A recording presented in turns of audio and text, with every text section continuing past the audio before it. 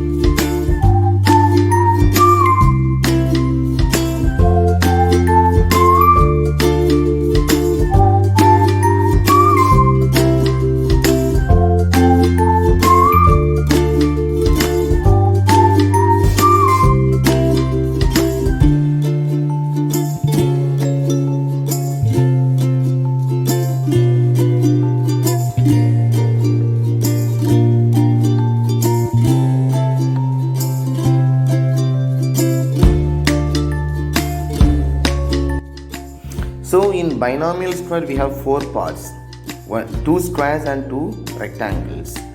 The one square in yellow color, if you name it as A, then that is the A square, and the grey color square is B square, and in the grey you have 2 rectangles which touch A and B, that is called AB.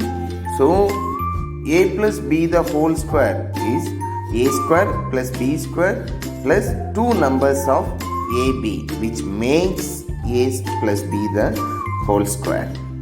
Thank you for watching. Please subscribe our channel if you haven't subscribed it yet, and share with your friends and relatives. In upcoming video, we can see A plus B plus C plus D the whole square and up to decnomial square. Thank you once again.